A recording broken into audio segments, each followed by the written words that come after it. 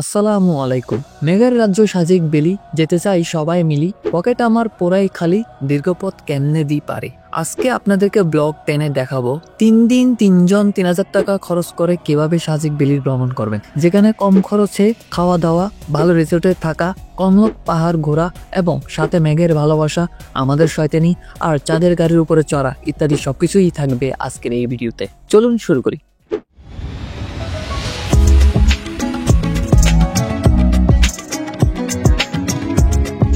আমরা সবাই অক্সিজেন মোড়ে শান্তি পরিবহন কাউন্টারের সামনে চলে আসি। আমরা এখানে শান্তি এক্সপ্রেস কাউন্টারের সামনে দাঁড়িয়ে আছি গাড়ির জন্য। তো আমাদের গাড়ি এর আগে যেটা ছিল এটা মেবি লোকাল, তো সেটাতে আমাদের সিট নেই, আমাদের পরের গাড়িতে সিট আছে, আর পরের গাড়িতে এসে গেছে। আমরা এখন গাড়ি তুলবো। আর আমার বন্ধু বিরক্ত হয়ে গেছে, যেহেতু গাড়ি আমি আগেরটা না ধরে পরেরটা ধরার কারণে, পরেরটা টিকিট কাটার কারণে আমার বন্ধু বিরক্ত হয়ে রাস্তার মধ্যে বসে এভাবে ভিক্ষা করতেছে। সঙ্গী হচ্ছে আমার সাথে আমি, আপনি ঠিক আছে। শান্তি পরিবহন কাউন্টার থেকে 270 টাকা দিয়ে টিকিট কেটে আমরা বাসে উঠে পড়ি। কিছুক্ষণের মধ্যেই আমাদের বাস খাগড়াছড়ির উদ্দেশ্যে রওনা হয়। সকাল সকাল ঘন কুয়াশার কারণে বাস থেকে কিছুই দেখা যাচ্ছে না। তারপর একে একে আমরা অতিক্রম করি নাজিরহাট, পর ফটিকছড়ি, তারপর রানীরহাট আসার পর বাস আমাদেরকে 10 মিনিট বিরতিতে নাস্তা করার জন্য। আরে আরে আরে কিউট আবহাওয়া এইভাবে তাকিয়ে আছে কেন? মনে হয় আমাকে পছন্দ হয়েছে তার। যাই হোক, এই মাথার টুপিটা কখনো কখনো উপকার আসে। এইভাবে আমরা 3জন বন্ধু থাকায় একজন বাসে সিঙ্গেল হয়ে যায়। সিঙ্গেল ব্যক্তির তার পাশের সিটে মেয়ে না থাকায় সে অবশেষে আমাদের ছিটে এসে আমাদের কোলের উপর বসে গেছে। 2:3 মানে বোঝাচ্ছে 2 সিটে 3জন, অথচ সে বসেছে আমাদের কোলে। অবশেষে আমরা চলে আসলাম খাগড়াছড়ির কাছাকাছি। খাগড়াছড়ি বাজারে নেমে ছোট একটা দোকানে ঢুকে আমরা চা নাস্তা করে নিই 100 টাকা দিয়ে। পাইছি রে পাইছি, বন্ধু তোর জন্য বউ পাইছি। খাগড়াছড়ি বাজারে হাঁটতে হাঁটতে রাস্তার মধ্যে স্বাধীন একটা মহিলার সাথে দেখা। মেনশন করুন আপনার বন্ধুকে, যাকে তার সাথে বিয়ে দিতে চান। উনি কিন্তু ভালো গানও পারে। এরপর সাজেক যাওয়ার জন্য আমরা গাড়ি খুঁজি। সাজেক যাওয়ার জন্য গাড়ির ড্রাইভার আমাদের থেকে 3700 টাকা খুঁজে, যে 3700 টাকা আমাদের বাজেটের বাইরে। সেই জন্য আমরা গাড়ি না খুঁজে একটা টিম খুঁজতেছি, যাতে একটা টিমের সাথে যোগ হয়ে যেতে পারি। যাক আলহামদুলিল্লাহ, একজন ড্রাইভারের সহায়তায় আমরা একটা গ্রুপ পেয়ে যাই। সেই গ্রুপে 3জন ছিল আর আমরা ছিলাম 3জন। এই 6জন মিলে আমরা একটা মাহেন্দ্রা গাড়ি ঠিক করি 3600 টাকা দিয়ে। এরপর আমরা সাজেকের উদ্দেশ্যে রওনা করি। আমরা 6জন মাহেন্দ্রা গাড়িতে উঠে যাই। 4জন মিডলে বসে, আরেকজন ড্রাইভারের সাথে বসে, আর আমি পিছনে চলে আসি। পিছনে যদিও বসার জায়গা নেই, কিন্তু আমি পা লম্বা করে শুয়ে শুয়ে চারপাশের ভিউ দেখে সুন্দরভাবে যেতে পারবো, তার জন্য সেখানে এসে বসি। কিছুক্ষণ পর আর শান্তি মতন বসতে পারলাম না, রাস্তার অবস্থা খারাপ, তার জন্য আমার বাড়ি খেতে খেতে শক্ত হয়ে যাচ্ছে। অবশেষে উঠে কিছুক্ষণ দাঁড়িয়েছিলাম। খাগড়াছড়ি থেকে দিঘিনালার রাস্তাটা উঁচু নিচু না হওয়ার কারণে দাঁড়িয়ে যাওয়া সম্ভব হচ্ছে। চারপাশের সৌন্দর্য দেখতে দেখতে 40 মিনিট গাড়িতে চড়ার পর আমরা চলে আসি দিঘিনালাতে। দিঘিনালাতে এসে আমরা একটা প্রবলেমে ফেস করি। গাড়ির ড্রাইভার আমাদের থেকে 100 টাকা লাইন খরচ হিসেবে খুঁজে নেয়। আমরা দিতে চাই নাই, কারণ সেটা ড্রাইভারেরই খরচ, যা হবে সেটা ড্রাইভার বুঝবে, আমরা বুঝবো না। কিন্তু সেটা নাকি সব পর্যটকেই দেয়, তার জন্য আমাদেরকেও দিতে হয়। অবশেষে কি আর করার, আমরা 100 টাকা দিয়ে দিই। আপনাদেরকে বলবো, গাড়ি ঠিক করার সময় ড্রাইভারের সাথে এইসব সবকিছু ভেঙে নেবেন। লক্ষ্য করুন, দিঘিনালা থেকে সাজেক শুধু যাওয়া 3000 টাকা, আর খাগড়াছড়ি থেকে 3700 টাকা। তারপর কিছুক্ষণের মধ্যেই মাহেন্দ্রা গাড়ি সাজেক বেলির উদ্দেশ্যে রওনা দেয়। আপনাদেরকে একটা কথা বলি, খাগড়াছড়ি থেকে সাজেক বেলি 3700 টাকা, আর দিঘিনালা থেকে সাজেক বেলি 3000 টাকা। এর মধ্যে ডিফারেন্স থেকে 700 টাকা। অথচ খাগড়াছড়ি থেকে দিঘিনালা আসতে খরচ হয় প্রতিজন 80 টাকা করে লোকালে। 6জন যদি লোকালে দিঘিনালা আসেন, টোটাল খরচ হবে 480 টাকা। তাহলে 700 টাকা থেকে 480 টাকা বাদ দিলে আপনার 220 টাকা আরো সেভ হয়। যারা মিড বাজেট নিয়ে আসেন তারা এইসব চিন্তা করে চলাফেরা করবেন। তবে আরেকটা কথা, দিঘিনালাতে আপনি গ্রুপ খুঁজলে সহজে কোনো গ্রুপ মিলবে না, তবে খাগড়াছড়ি সেটা সহজেই পাবেন যদি একটু ঠিক মতন খুঁজেন, ড্রাইভারের সহায়তা নিয়ে খুঁজবেন। আচ্ছা, আমি এখানে আপনাদেরকে 6জন হিসেব দিয়েছি। 6জন হিসেব দেওয়ার কারণ হচ্ছে মাহেন্দ্রা গাড়িতে 5 থেকে 6 জনের বেশি ওটা যায় না, আর চাঁদের গাড়িতে 10 থেকে 12 জনের বেশি ওটা যায় না। তারপর প্রায় 1 ঘন্টা জার্নি করে আমরা চলে আসি আর্মি চেকপোস্টে। যাই হোক, আলহামদুলিল্লাহ আমরা এখন চেকপোস্টে নামছি। নেমে মসজিদে নামাজ পড়ছি, নামাজ পড়ে আবার রওনা হবো, সেজন্য আমার চেকপোস্টে দিয়ে যাচ্ছি। এটা হচ্ছে চেকপোস্ট, আর এখানে যারা না চেকপোস্টের এখানে নামাজ আদায় করতেছেন, এখানে মসজিদ আছে। তো যাই হোক, আমরা 3 বন্ধুরা মিলে চেকপোস্টে নেমে নামাজ আদায় করে, তো আমরা এখন চেকপোস্টে চলে আসি। তো আমরা চেকপোস্টে আসি 2টা বাজে। তবে এখানে কয়েকটা গাড়ি হয়তো আগে চলে গেছে, সুযোগ দিছে। যাই হোক, আমাদের এখানে এখন সেকেন্ড স্টেজে আমাদের গাড়িটা ছাড়ার অনুমতি দিবে 2:30 মিনিটে। আমরা এখন 2:30 মিনিট ওয়েট করবো, একটু ঘোরাঘুরি করবো, এদিকে চারপাশে দেখবো। চলুন, এরপর 2:30-এর দিকে সাজেক যাবো। ওইটা হচ্ছে চেকপোস্টের রোড। আর যারা নামাজ আদায় করতেছেন তারা এখানে চলে আসবেন, নামাজ আদায় করার জন্য পাশে মসজিদ আছে, চেকপোস্টের পাশে। চেকপোস্ট ফেলে একটু সামনের দিকে আসলেই আবার বামে ঢুকে আবার এই বামে দিয়ে রোড দিয়ে সুন্দর করে এদিকে মসজিদটা দেখতে পারবেন। এখানে আপনারা যারা নামাজ আদায় করতেছেন মুসল্লিরা, তারা নামাজ আদায় করতে পারবেন। আমাদেরকে 30 থেকে 20 মিনিট ওয়েট করতে হবে। এরা টোকেন নিয়ে ফেলেছি গাড়ি, আমাদেরকে যাওয়ার অনুমতি দেওয়া। দেখি এখানে এই ব্যাটালিয়নটা, এই চেকপোস্টটাও সুন্দর, এখানে ঘোরা যাবে, সুন্দর লাগতেছে। এটা হচ্ছে সেই মাঠ যেখানে সাজেক বেলি যাওয়ার জন্য হাজার হাজার গাড়ি পার্কিং করা হয়, আর তার পাশে রয়েছে আর্মিদের ক্যান্টিন। কিন্তু সেদিন আমরা ওভার এক্সাইটেড হওয়ার কারণে আমরা দুপুরে খাবার খেয়ে নিই নাই। তারপর মাইকিং দিয়ে আমাদের গাড়ি যাত্রীদেরকে ডাকতেছে গাড়িতে বসার জন্য, কারণ একটু পরেই রওনা হবে সাজেকের উদ্দেশ্যে। সব গাড়ি সিরিয়াল হয়ে দাঁড়িয়ে আছে এবং সামনে আর্মিদের গাড়ি একটু পরে যাত্রা শুরু করার অনুমতি দিবে। তারপর আমাদের গাড়ি যাত্রা শুরু করলো সাজেকের উদ্দেশ্যে। তারপর সামনে থেকে চারপাশের সৌন্দর্য দেখতে দেখতে আমরা সাজেক বেলি যাচ্ছি, আর পিছন থেকে সাজেক বেলি সৌন্দর্য দেখতে পারবো না, তার জন্য ড্রাইভারের পাশে এসে বসছি আমি। আর পিছনে থাকলে গাড়ি উল্টে যেতে পারবে, যদিও আমার ওজন অত বেশি না, তারপর নিজে থেকে কেন জানি একটা ভয় ভয় লাগতেছে, তার জন্য ড্রাইভারের পাশে এসে বসা। সাজেক বেলি যাওয়ার জন্য বেস্ট গাড়ি হচ্ছে চাঁদের গাড়ি বা জিপ, কারণ চাঁদের গাড়ির উপরে বসতে পারবেন বা ভিতরে বসতে পারবেন, এবং ভিতরে বসে থেকে সুন্দর চারপাশে ভিউ দেখতে পারবেন। পাহাড় দেখতে দেখতে সাজেক বেলি অনেক সুন্দরভাবে ভ্রমণ করতে পারবেন। কিন্তু মাহেন্দ্র গাড়ি থেকে অত সুন্দরভাবে চারপাশে ভিউ দেখা যায় না, এবং রাস্তাগুলো উঁচু নিচু এবং আঁকা বাঁকা হওয়ার কারণে মাহেন্দ্র গাড়ি বা অন্যান্য ছোট গাড়ি যেগুলো আছে সেগুলো এই রাস্তার মধ্যে অনেক রিস্কি মনে হয়। যদি ভুল ক্রমে কোনো একটা কিছু হয় তাহলে অনেক বড় দুর্ঘটনা ঘটে যেতে পারে। তবে সেই ক্ষেত্রে জিপ গাড়ির মধ্যে দুর্ঘটনাটা অনেক কম বলে মনে করি। ভাই দেখেন মাঝে মধ্যে পাহাড়গুলোতে গাড়ি উঠতেই চায় না, মনে হয় পিছনে গিয়ে ভ্যান গাড়ির মতন ঠেলা দিতে হবে তাকে উঠানোর জন্য। গাড়ি যখন উঠানো তখন আমার বন্ধুরা স্লোগান দেয়, হেই ইয়ো মারো ঠেলা, জোরে ধাক্কা দাও, আরো জোরে, হেই ইয়ো। কি করবে, গাড়িতে উঠতেছেই না। তবে একটা বিশেষ কথা, চাঁদের গাড়িতে হলে আপনি খুব দ্রুতই সাজেক বেলিতে পৌঁছাতে পারবেন। সেই ক্ষেত্রে মাহেন্দ্রের গাড়ি আরো কয়েক মিনিট দেরি করে। গাড়ি কখনো কখনো বুলেটের গতিতে চলে, যেন মনে হচ্ছে বুলেট ট্রেনে চলতেছি, এরকমই অনেক সময় অনুভব হয়। আবার মাঝে মাঝে মনে হয় ভ্যান গাড়িতেই চলতেছি, মানে চললেও চলে না এমন অবস্থা। তবে সাজেক বেলি যাওয়ার পথে আপনাকে রোড গুলো এবং রোডের চারপাশের যে সৌন্দর্য আপনাকে অনেক আনন্দ দিবে। বিশেষ করে পাহাড়িদের কর্মগুলো বেশি আনন্দ দিবে, কারণ এগুলো সবসময় বইয়ে দেখে আসতাম বা পড়ে আসতাম, কিন্তু কখনো নিজের চোখে দেখিনি। তো সাজেক বেলি আসলে আপনি ওদের অনেক কর্মকাজগুলো আছে যেগুলো আপনি বইয়ে পড়েছেন, সেগুলো কিছু টুকটাক আপনি সেখানে দেখতে পারবেন। আমার মাঝে মাঝে মন চাই গাড়িটা থামিয়ে ওদের সেই কর্মটা একটু ভিডিও করে দেখাতে, কিন্তু সম্ভব হয় না। যাই হোক, চোখে দেখে শান্তিই পাচ্ছি, এটাই অনেক বড় কথা। জীবনে নিজের মনে শান্তি দেওয়ার জন্য ভ্রমণ করা উচিত। ভ্রমণ করে চারপাশ জানা শোনা এবং দেখা উচিত। দেখলে, জানলে, শুনলে আপনার মনে অনেক বড় শান্তি অনুভব করবেন।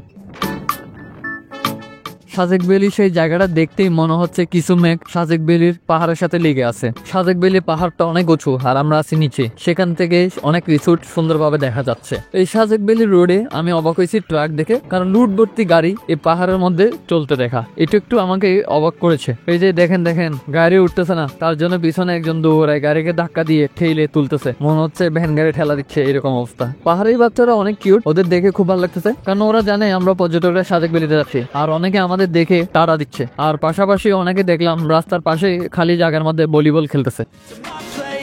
I feel my heart race, so catch me if I fall.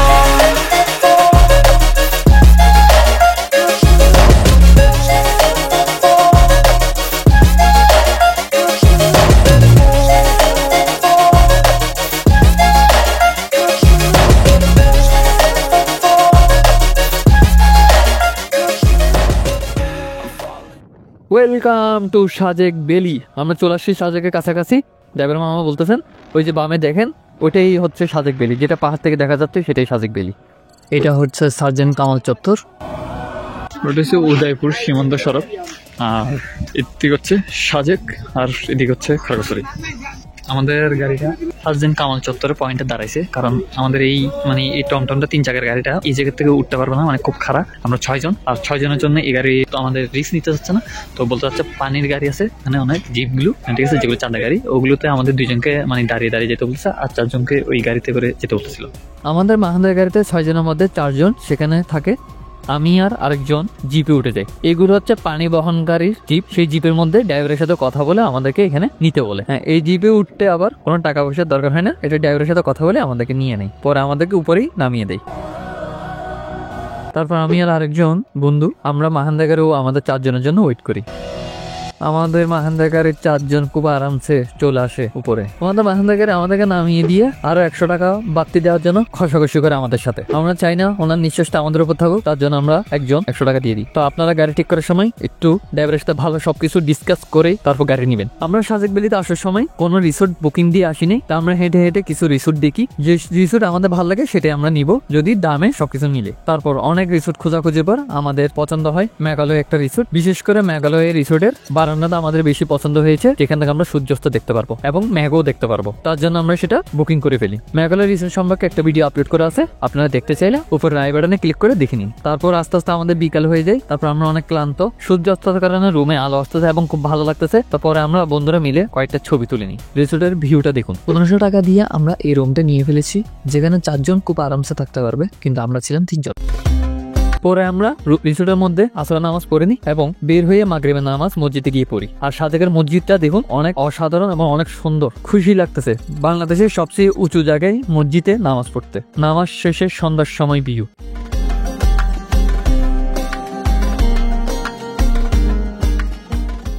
আমরা জার্নি করার পর অনেক ক্লান্ত থাকার কারণে আমরা বাহিরে থাকি নাই এবং খুব শীত লাগতেছে, তার জন্য আমরা রুমে গিয়ে কিছুক্ষণ রেস্ট করি সন্ধ্যার সময়। পরে আমার বন্ধুর সাথে কথা বাড়াবাড়ি বেজে দিতে এরা বালিশ খেলা খেলতেছে। তাদের চিন্তা যুদ্ধও করবে এবং রিসোর্টের কাঁথা বালিশও ছিঁড়বে এবং খাটও ভাঙবে। আমার বন্ধু 2 জন নাকি অনেক ক্লান্ত, অথচ তারা রুমের ভিতর ঢুকে 2 জন মিলে খাটের উপর বালিশ খেলা খেলতেছে। এটা এখন বিয়ে করবো আগে। দুইটা নে, দুইটা নি মার, দুই সাইড থেকে। গ্লাস ভাঙলে তুই যাই।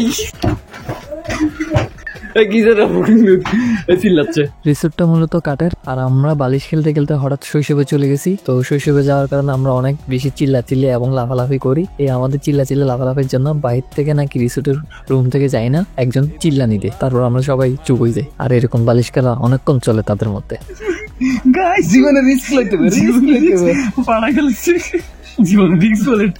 মাহবুবের ছবি ছিল এই, সে এডিট পেয়ালাবলি কিনে এনে এডিট করেছে এই।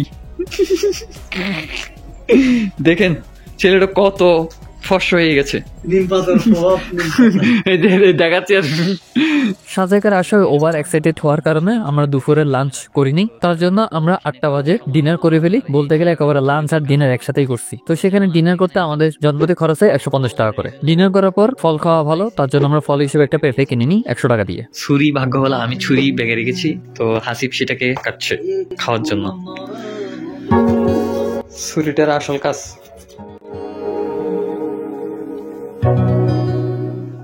তারপর রাতে কিছুক্ষণ বাইরে ঘোরাঘুরি করে এবং হুক্কা টানা দেখে পরে আমরা ঘুমিয়ে পড়ি। Good morning guys.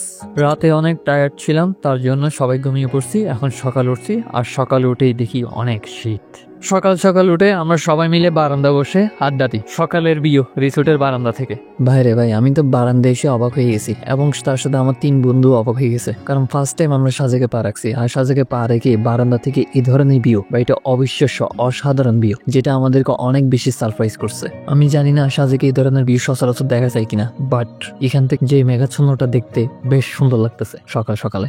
Not text or I'll come off desperate. But if I lay down and I play dead and I stay dead, baby you'll get sick of being the monster out of my head, under my bed, thinking something out of my nightmares, standing right there. তারপর কিছুক্ষণ পরেই আমরা বের হয়ে যাই resort থেকে। বের হয়ে আমরা চলে আসি সাজেক 0 কিলোমিটার। রাস্তা পরিষ্কার কাজে অনেক মানুষ নিয়োজিত এবং অনেক দোকানই তখনও বন্ধ সকাল সকাল। এখন যেগুলো দেখতে পারতেছেন এগুলো কুয়াশা না, এগুলোই হচ্ছে মেঘ, যেটা কল্পনা করে নিই এরকম মেঘ দেখতে পাবো। এই মসজিদটা দেখতে এত সুন্দর, সকালবেলার সূর্যোদয়ের সাথে এই মসজিদের ভিউটা আরো বেশি সুন্দর লাগতেছে। এটা হচ্ছে সাজেকের পাহাড়ের একদম বড় মসজিদ।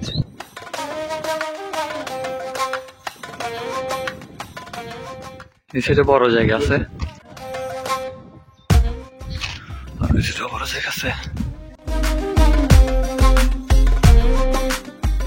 ডিফেন্সের কোনো বন্ধু থাকলে তো বুঝবেন কত ধানে কত সাল, মানে আমরাও বুঝতেছি আর কি। আমাদেরকে মসজিদের সামনে নিয়ে, মসজিদের সামনে বড় একটা জায়গা আছে, সেখানে আমাদেরকে দাঁড় করিয়ে সে আমাদেরকে সাধারণ ব্যায়াম করা শেখাচ্ছে শরীর ফিট রাখার জন্য। যদিও আমি খুশি হয়েছি, কারণ ব্যায়ামে শরীর ফিট থাকে, ভালো থাকে। তো আমরা অনেকক্ষণ প্রায় সকাল সকাল ভালো লাগতেছে, বাতাসও আছে, মৃদু বাতাস, হালকা ম্যাগও আছে, আর আমার বন্ধু আমাদেরকে ব্যায়াম শেখাচ্ছে, খুবই ভালো লাগতেছে। সকালের সবকিছু মিলে এত সৌন্দর্য, মানে অসাধারণ লাগতেছে ব্যাপারটাকে, অনেক বেশি এনজয় করছি এই টাইমটাকে। আমার বন্ধু আমাদেরকে অনেক রকমের ব্যায়াম করে, তার অর্ধেক নামই আমি জানি না, অর্ধেকই না বলতে গেলে একটা নামও জানি না আমি। তারপর আমরা অনেক ব্যায়াম করছি, অনেক কিছু ভালোই লাগলো।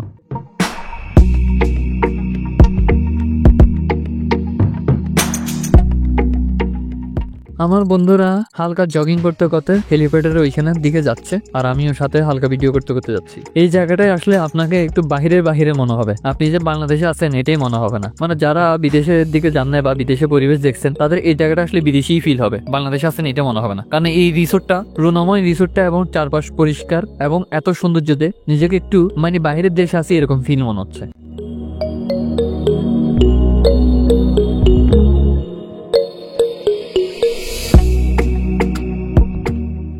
ধারাবোস রিসোর্ট অ্যান্ড পার্ক, এখানে পিকনিক স্পট, চাইলে পিকনিকও করতে পারবে। তবে এখানে ঢুকতে চেয়েছিলাম, বাট জনপ্রতি 20 টাকা টিকিট বলার কারণে আর ঢুকিনি। কারণ বাহির থেকে সবকিছুই দেখা যাচ্ছে, কিন্তু ভিতরে কি আছে বুঝতে পারতেছি না, কারণ বাহির থেকে সবকিছু দেখতেছি, দেখা যাচ্ছে কিছুই নেই, তার জন্য আমরা কেউই ঢুকি নেই ওখানে। আর কি আছে সেটা সাইনবোর্ডে লেখাই আছে। এটা হচ্ছে 0 পয়েন্ট শেষ মাথা, আর পাশে হচ্ছে আর্মিদের ক্যাম্প। ওইখানে হালকা ভিডিও করতে গিয়ে হালকা বকা খাইলাম, পরে আমাকে বলে ভিডিও ডিলিট করতে, তাদেরকে দেখিয়ে তারপর ভিডিও ডিলিট করি। তারপর আমাদের চোখের সামনেই মেঘ, কিন্তু আমি বুঝে উঠতে পারতেছি না এটা কি আসলে মেঘ নাকি কুয়াশা। সকালবেলা আমরা 3 বন্ধু মিলে হাঁটতে হাঁটতে কংলাপ পাহাড়ে চলে যাই। কংলাপ পাহাড় থেকে আসি দুপুরবেলা। কংলাপ পাহাড়ের ভিডিওটি নেক্সট পর্বে দেখতে পারবেন। কি চারপাশ দেখে সাদা সাদা এসব দেখে কি মনে হয় মেঘ না কুয়াশা? আমি নিজেও অনেক কনফিউশনে ছিলাম, এটা আসলে কি মেঘ না কুয়াশা। তবে আমার কাছে কুয়াশা মনে হয় নাই, তবে কুয়াশা হলে সহজেই বোঝা যায়, কিন্তু আমার এটা দেখেই মনে হচ্ছে মেঘ। তারপর অনেকে বলছে এটা মেঘ, আবার অনেকে বলছে এটা কুয়াশা, কিন্তু আদৌ জানি না এটা আসলে কি। পরে একজন থেকে শিওর হলেন এটা আসলে মেঘ না কুয়াশা, তবে একজন বললো এটা মেঘ। ভাই এই ধরনের মেঘ সাজেকে এসে প্রথমবার এইভাবে ভিউ দেখা আসলেই অবিশ্বাস্য। আমি জাস্ট ফিদে হয়ে গেছি এই জায়গায় এসে।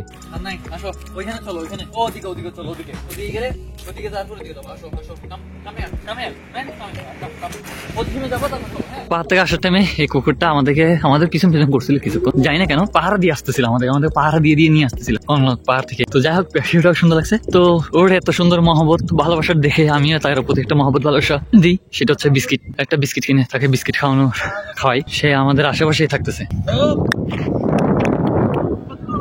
এক সাইডে মেঘাচ্ছন্নর কারণে এখানে ছাইয়া, আবার আরেক সাইডে রোদের আলো ফিটে যাচ্ছে। মেঘাচ্ছন্ন বাট রোদ আর আলো আছে, বাট ওইখানে আসতেছে না মধ্যে সামনে সাজেকের মেঘের কারণে। ওই জায়গায় দেখুন রোদ, বাট এই সাইডে কোনো রোদ নাই, আর ওরা শুয়ে আছে।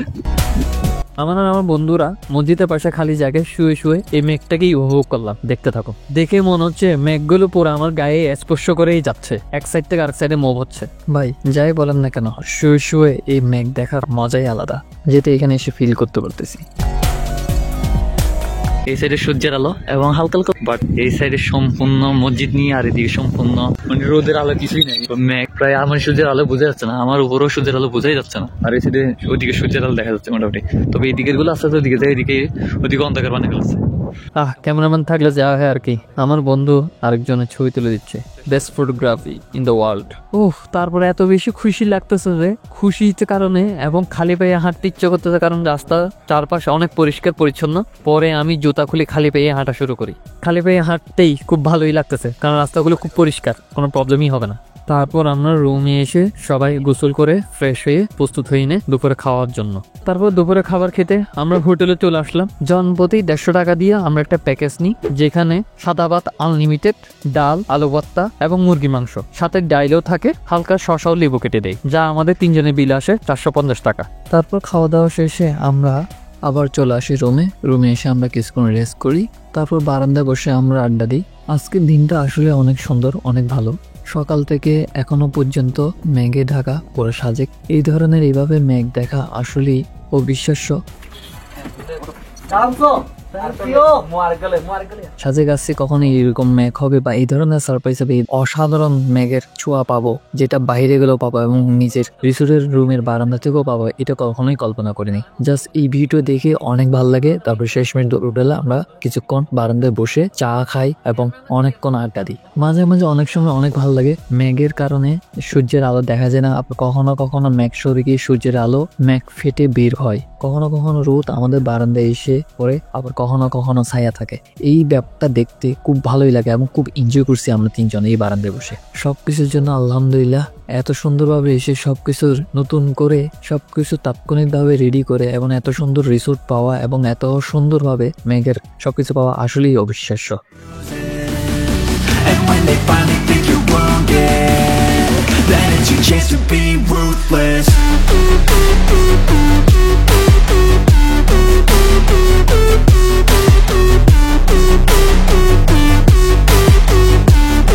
Then it's your chance to be ruthless.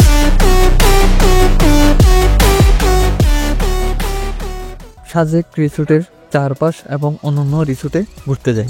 বিপদের বন্ধু সাজেক চিলেকোঠা রেস্টুরেন্ট। আপনার পকেটে যদি খাওয়ার মতন কোনো টাকা না থাকে, আপনি তাদের ম্যানেজমেন্টকে বললে তারা ব্যবস্থা করে দিবে। এই জিনিসটা দেখে খুবই ভালো লাগতেছে। হঠাৎ ক্যারামবোর্ড খেলা দেখে নিজেরও খেলতে ইচ্ছে করতেছিল, বাট সময় নাই, কারণ সব বন্ধুরা খেলতে দিচ্ছে না। তার জন্য কি দাঁড়িয়ে দাঁড়িয়ে কিছুক্ষণ ওদের খেলা দেখি। পরে আমরা হাঁটতে হাঁটতে চলে আসি সাজেক ক্লাসিক রিসোর্টে। সাজেক ক্লাসিক রিসোর্টটা দেখতে অসাধারণ, আর সেই সাথে এখানে দোলনা আছে, তো তেমন গেস্ট না থাকাতে আমরা সেখানে প্রবেশ করতে পারি। এখান থেকে সাজেকের ভিউটা অসাধারণ লাগতেছে, আর সবাই এসে এখানে বসে আছি এবং আমার বন্ধু দোলনা খাচ্ছে। গেস্ট না থাকাতে আমরা এখানে প্রবেশ করতে পারি। এখানে ভিউটা আবার জোস।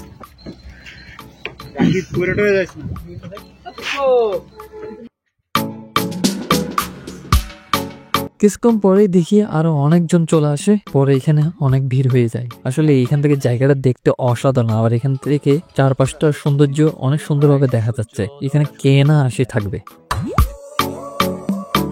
তারপর সেখান থেকে বের হয়ে আমরা আমাদের রিসোর্টের দিকে চলে যাই এবং একটি ঝুলন্ত ব্রিজ আছে সেখানে যাই। এটাই হচ্ছে ঝুলন্ত ব্রিজ, যেটা দেখতে পারতেছেন। এখানে ঢুকতে হলে 50 টাকা টিকিট কেটে ঢুকতে হবে। তো বাহির থেকে দেখা যাচ্ছে এখানে কি কি আছে, তো আমরা বাহির থেকে কিছু দেখতে না পেয়ে আমরা সেখানে আর ঢুকিনি। Army rest house.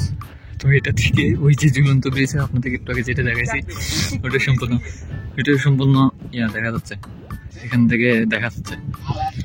তারপরে আমরা হাঁটতে হাঁটতে চলে যাই খেলার মাঠে। এখানে নাকি খেলার মাঠ আছে, তো আমরা সব জায়গায় ঘুরে ফেলছি, আর কি করব, তার জন্য আমরা খেলার মাঠে গিয়ে খেলার জন্য চেষ্টা করব। কারণ আমার বন্ধু আর আমি ফুটবল খেলা এমনিতেও ভালোবাসি, দেখি আমরা ফুটবল খেলতে পারি কিনা। ফুটবল খেলার মাঠে এসে দেখতেছি অনেকজন ফুটবল খেলা খেলতেছে এবং সেখানে সেনাবাহিনীর লোকও আছে ফুটবল খেলতেছে। তো যাই হোক, দেখলাম এদের সাথে দৌড়ে দৌড়ে ফুটবল খেলতে পারবো না, পরে আমরা খেলি নিয়ে বসে বসে অনেকক্ষণ আমরা খেলার ম্যাচটা দেখি, উপভোগ করি। এখানে যে কেউ চাইলে খেলতে পারবেন। আমি আমাদের রিসোর্টের একজন ছিল, তাকে বলছিলাম খেলা যাবে কিনা, সে বলছিল খেলা যাবে, মাঠে আসলে বলিয়েন, কিন্তু আমরা মাঠে গিয়ে আর খেলি নাই।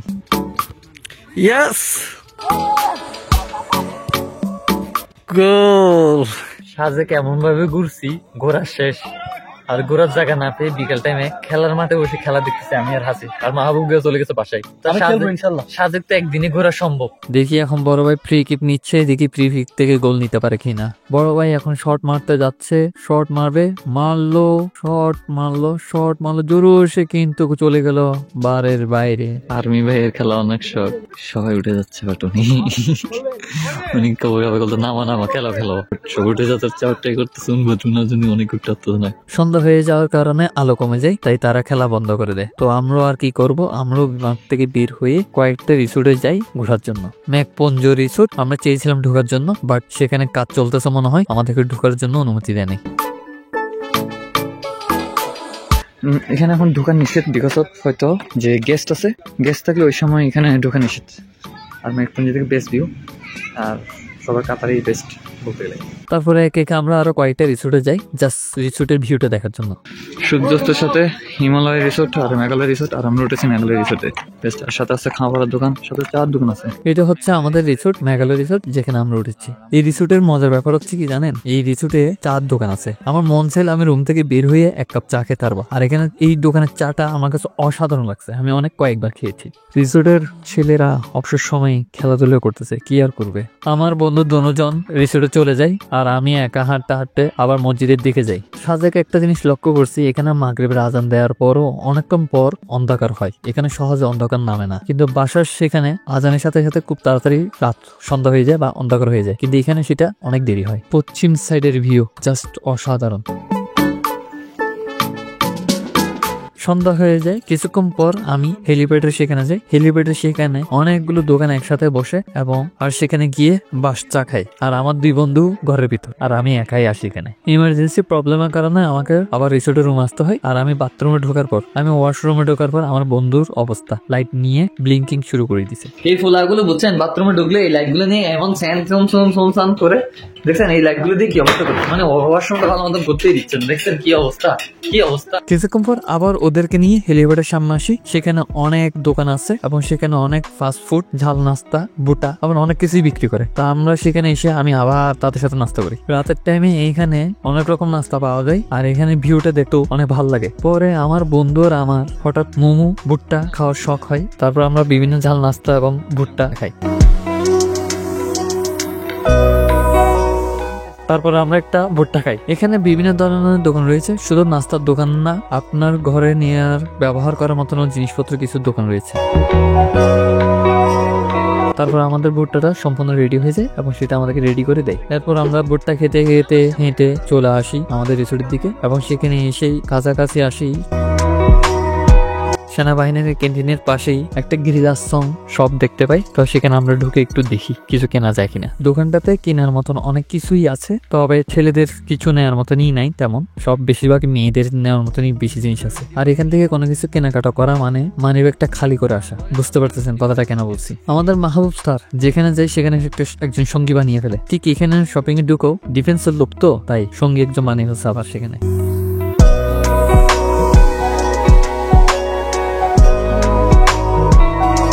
সন্ধ্যা 7টার পর করে আমরা নাস্তা করার কারণে আমাদের পেট অনেক লোড হয়ে যায়, আমরা অনেক বেশি নাস্তা করে ফেলি। তার জন্য আমরা রাতে খাওয়ার জন্য হোটেল থেকে খাবার কিনে নিয়ে আসি। আর হ্যাঁ, একটা কথা, এখানে 9টার পর খাবার সহজে পাওয়া যায় না। সাজেকের হোটেলগুলো 9টার পর বন্ধ করে ফেলে প্রায়, এবং 9টার পর এখানে রাতের খাবার পাওয়া যায় না, অলমোস্ট দোকান বন্ধ করে ফেলে বলতে গেলে। ওই জন্য আমরা রাতের খাবারটা কিনে নিয়ে যাই, আমাদের যখন রাতে খিদা লাগবে তখন খেয়ে নিব। আমরা পার্সেল করে ভাত আর আলু ভর্তা নিয়ে আসি আর ডাল আনি। মুরগি আনি নেই আমরা, কারণ আমরা তেমন বেশি খাবো না। আর আমরা সবাই আলু ভর্তা পছন্দ করি, তাই আলু ভর্তা দিয়ে সাদা ভাত মারবো। রাতের খাবার নিয়ে আসি আমরা রিসোর্টের ভিতরে। রাতের খাবারের জন্য আমাদের খরচ হয় 80 টাকা করে। এখানে বেশি কিছু ছিল না, এখানে আছে আলু ভর্তা, সাদা ভাত আর ডাল। একটা কথা বলে রাখি, সাজেকে খাবারের দাম অনেক বেশি, যেহেতু বুঝতে পারছেন পাহাড়ের উপর, নিচ থেকে পাহাড়ের উপরে খাবার এবং সবকিছু নিয়ে আসতে হয় এবং রান্না করতে হয়, এই জন্য এখানে সবকিছুর দামই একটু বেশি। আপনি এখানে খাবারের মধ্যে বাজেট যাই করবেন তাই খরচ করতে হবে, এখানে কম বাজেটে কোনো খাবারই সহজে পাবেন না। আর রিসোর্টের বেলায় সিজনালে রিসোর্ট ভাড়া অনেক বেশি, কারণ সিজনালে অনেক পর্যটক হয়, তার জন্য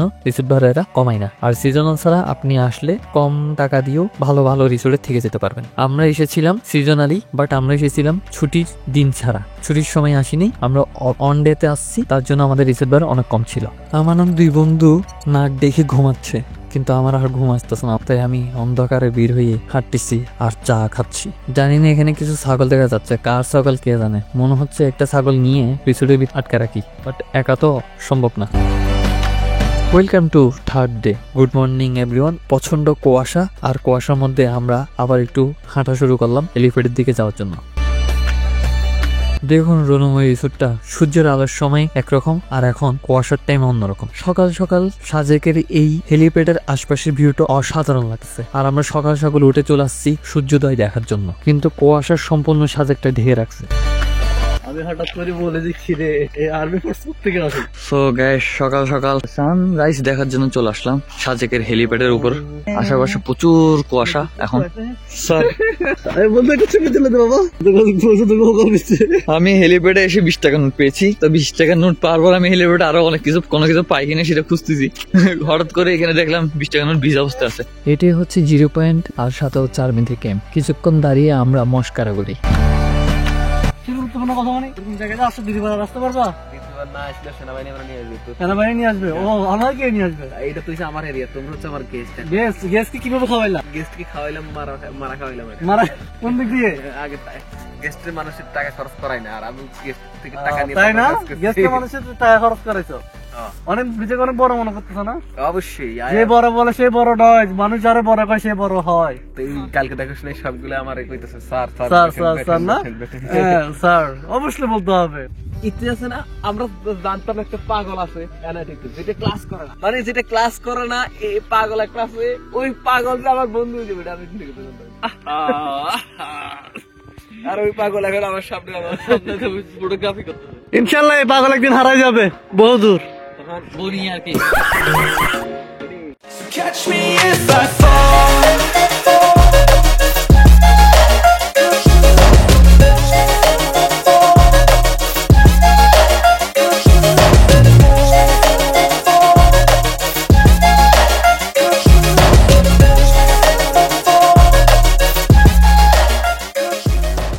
অনেক বেশি কুয়াশা থাকার কারণে আমরা সূর্যোদয় ভালো মতন দেখতে পারিনি। পরে আমরা অনেকক্ষণ এখানে আড্ডা দিয়ে তারপর চলে যাই। এটা হচ্ছে ঐতিহ্যবাহী লোসাই গ্রাম। এখানে ঢুকতে হলে 100 টাকা দিয়ে ঢুকতে হবে। এখানে মূলত আপনি চাকমাদের পোশাক পরিধান করে তাদের মতো করে সাজতে পারবেন। তো আমাদের কারোর ইচ্ছা হয়নি এখানে ঢুকার, তো আমরা কেউই ঢুকিনি এখানে। এখানে একটা দোকান আছে, দোকানদার ছাড়া। আপনি যাই নিবেন আপনি নিজের মতন করে টাকা দিয়ে জিনিস নিয়ে নিবেন। এখানে কোনো দোকানদার নাই। এটা হলো সবজি বাজার সাজেকের। এখানে আপনি টুকটাক বাজার করে নিজে রান্না করেও খেতে পারবেন। আমাদের সাজেক সম্পূর্ণ ঘোরা শেষ। তো আমরা প্ল্যানিং করি, আমাদের প্ল্যানিং ছিল আরো 3 দিন থাকার, কিন্তু আমরা একদিনে সব ঘুরে ফেলি। তো আমাদের আর ভালো লাগতো না, আমরা 3 বন্ধু ডিসিশন নিই আমরাও চলে যাবো। তা আমাদের সাথে আসা আরো যে 3 বন্ধু ছিল তারাও ডিসিশন নিয়েছে তারাও চলে যাবে, কারণ সাজেক ভ্যালি আমরা একদিনেই শেষ করে ফেলছি ঘুরে। পরে আমরা আমাদের রিসোর্টে গিয়ে সবার ব্যাগ গুছিয়ে আমরা লোকালে চলে যাওয়ার জন্য প্রিপারেশন নিচ্ছি। পরে আমরা লোকাল চাঁদের গাড়ি বা জিপে উঠে যাই 30 টাকা ভাড়া দিয়ে। তারপর আবার গাড়ির থেকে নেমে সাজেক ভ্যালিতে প্রবেশ করার জন্য 20 টাকা দিয়ে আবার গাড়িতে উঠি। তারপর আমি আর আমার বন্ধু চাঁদের গাড়ির ভিতরে না বসে চাঁদের গাড়ির উপরে বসে চারপাশের ভিউটা উপভোগ করার জন্য বসি। চাঁদের গাড়ির উপর থেকে এই সাজেক ভ্যালি থেকে চলে যাওয়া চারপাশের ভিউটা দেখতে অসাধারণ লাগতেছে, মন একদম শান্তি হয়ে যাবে। চারপাশ এত সুন্দর, এত সৌন্দর্য লাগতেছে, সাথে তো হাসি হালকা হালকা মৃদু মেঘ, যেটা আরো বেশি ভালো লাগতেছে। তবে শীতে কাতার হয়ে যাচ্ছে আমরা উপরে, নাক মুখ কান বেঁধে শীতের কাপড় পরে আমরা উপরে বসছি এবং চারপাশ উপভোগ করতে করতে আমরা বাঘাইছড়ি চলে যাচ্ছি। বাঘাইছড়ি যেতে আমাদের এই লোকাল চাঁদের গাড়িগুলো 30 টাকা নিয়ে থাকে। সাজেক থেকে বাঘাইছড়ি যাওয়ার চারপাশের সৌন্দর্য ভিউটা নেক্সট ভিডিওতে আপনাদেরকে দেখাবো। কখনো কখনো গাড়ির উপর থেকে পাহাড়ের এক প্রান্ত থেকে আরেক প্রান্ত লম্বা রাস্তাটা খুব সুন্দরভাবে দেখা যায়। তারপর চাঁদের গাড়ি অনেকক্ষণ চলার পরে আমাদের বন্ধুদেরকে শিশু করার জন্য একটু সময় দেয়। চাঁদের গাড়ির ছাদের থেকে মেঘের এই ভালোবাসা আসলেই অসম্ভব সুন্দর। মনে হচ্ছে মেঘের ভিতর দিয়ে যাচ্ছি, আমরা মেঘের দেশে যাচ্ছি, মেঘের ভিতর দিয়ে, এটাই মনে হচ্ছে। চলে যেতে যেতে আপনাদেরকে একটা কথা বলে যাই, কম বাজেটে যদি সাজেক ভ্যালি ভ্রমণ করতে চান তাহলে আপনাদেরকে অনেক কিছু স্যাক্রিফাইস করতে হবে, ভালো রিসোর্ট থেকে এবং খাওয়া দাওয়া থেকে। আমি এখানে 3000 টাকার মধ্যে কিভাবে সাজেক ভ্যালিতে সার্ভাইভ করবেন সেই জিনিসটা আপনাদেরকে বুঝিয়ে বলেছি। এখানে কিন্তু আমাদের আরো অনেক এক্সট্রা খরচ আছে যেগুলো আমরা আপনাদেরকে দেখাইনি। এক্সট্রা খরচ করলে ওগুলো আপনাকে নিজে থেকে আলাদাভাবে বহন করতে হবে। এক্সট্রা খরচ মানে আপনার পার্সোনাল খরচ বুঝিয়েছি। আমি আর আমার বন্ধুরা বাসার দিকে রওনা দিচ্ছি, আর এক সকালের টিপ সাজেক ভ্যালির দিকে রওনা দিচ্ছে। সকালের টিপের গাড়িটা অনেক অনেক বেশি, চাঁদের গাড়ি মাহেন্দ্রা গাড়ি সব একসাথে যাচ্ছে। চাঁদের গাড়ির ছাদে বসে আমরা 3 জন মজা করতে করতে ফাইজলামি করতে করতে আমরা চলে যাচ্ছি। তবে চাঁদের গাড়ির ছাদের পাশে একটু রিস্ক, খুব সাবধানের সাথে বসতে হবে। যদি আপনি ঠিক মতন বসেন তাহলে তো ভালো, যদি একটু বেশকমভাবে বসে না এবং যদি পাহাড় উঁচু নিচু আঁকা বাঁকা রাস্তায় যদি ব্যতিক্রমী গাড়ি একটু উলটপালট ভাবে ব্রেক ধরে তাহলে আপনিও বিপদের সম্মুখীন হতে পারে। তো খুব সাবধানে যদি উঠেন খুব সাবধানের সাথে থাকবেন। আমি আগে কয়েকবার এই চাঁদের গাড়ির ছাদে চড়েছি, আমার মোটামুটি অভিজ্ঞতা আছে। অবশেষে আমরা বাঘাইছড়ি বাজারে চলে আসি। বাঘাইছড়ি বাজারে নেমে আমরা আরেকটি চাঁদের গাড়িতে উঠি, কিন্তু সেই চাঁদের গাড়ি কিছু মাল নেবে, সেই মাল নেওয়ার জন্য আমাদেরকে নিয়েও মাল যেখান থেকে নেবে সেই স্থানে চলে যায়। সেখানে গিয়ে আমি এই ধরনের দৃশ্যটা দেখতে পাই। এই দৃশ্যটা দেখে আগের কালের কথা মনে পড়ছিল। আগে খাল পার হতো এভাবে, কোনো মাঝি থাকতো না, একটা নৌকায় থাকতো এবং আপনি ওই নৌকাটা পার করার জন্য আপনি নিজেই মাঝি হইতেন, রশি ধরে ধরে আপনি খাল বা নদীতে পার হতেন। যাক, এখানে এসে যা পুরো ঐতিহ্যতে একটু উপভোগ করতে পারলাম। এই যে দেখছেন জাস্ট দেখি কি হচ্ছে, রশিটাকে ট্রেনে মাঝি চালা, খুব সুন্দর। এখন তো মাঝি হয়ে গেছে, এখন তার এমন নেই। এরপরে বাঘাইছড়ি থেকে দিঘিনালা চেকপোস্ট অতিক্রম করে আমরা চলে আসি তাদের গাড়ি করে, যেখানে আমাদের জনপ্রতি 60 টাকা করে নেয়। I love Baghaichhari.